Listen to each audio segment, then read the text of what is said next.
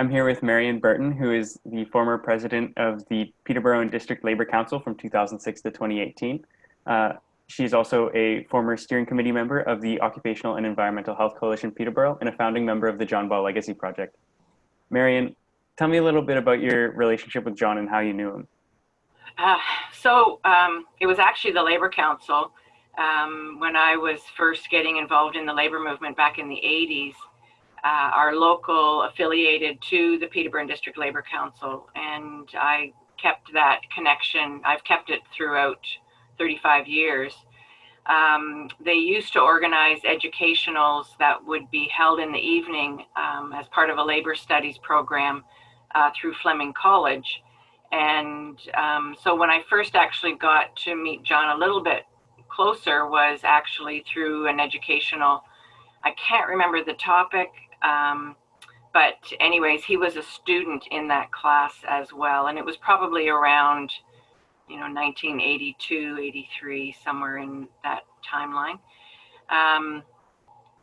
And so, then just continuing with that Labor Council connection, we would run, the Labor Council also would run weekend educationals, and John would be our health and safety course instructor.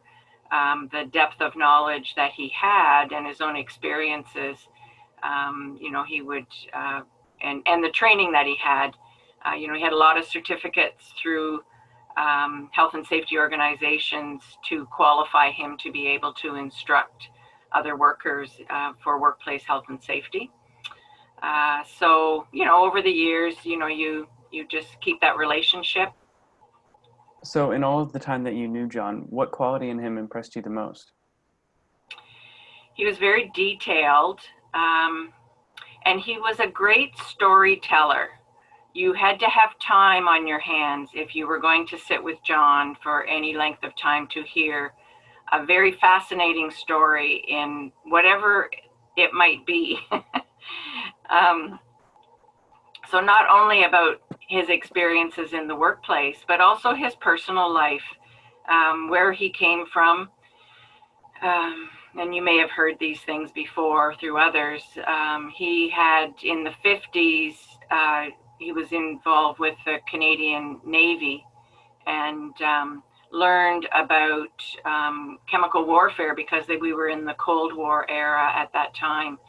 And so just some of his experiences through that time, there'd be little glimpses. So just a very interesting man.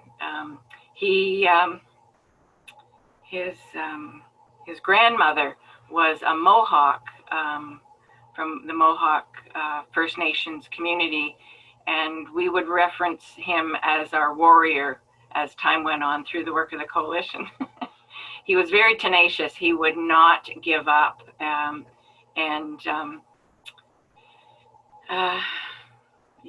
just great admiration for his desire to, but it was always selfless. It was more about wanting to help others. And what impact do you believe that John's work had on achieving justice for workers that had been injured by exposures at the GE plant? I would almost give him sole credit.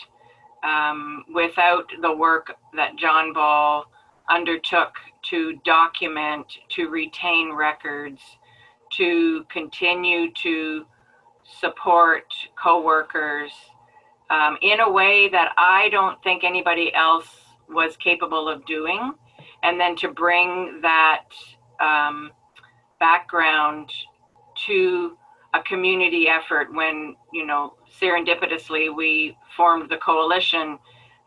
Without that work, we would have been spinning our wheels. You have to have evidence, you have to have documentation. And unfortunately, the union that he belonged to didn't necessarily support his undertakings at various times.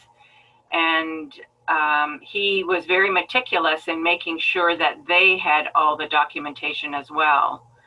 But at one point in time, they accused him of taking all that documentation, which was not true. Whether they hid it or disposed of it because they didn't want to have it. I'm not sure. I can't explain the behaviors that became evident, but he was very much wanting to provide the information to anyone who wanted it, but recognizing he needed to also keep it secure, because he knew the threat always existed that others would destroy it if he wasn't the keeper of the documents. So before he died, he entrusted his records to myself, his very close co-worker and friend, Don McConnell, and Dr. Noel Caron. And so we were, and his son was present at the time that he signed the document.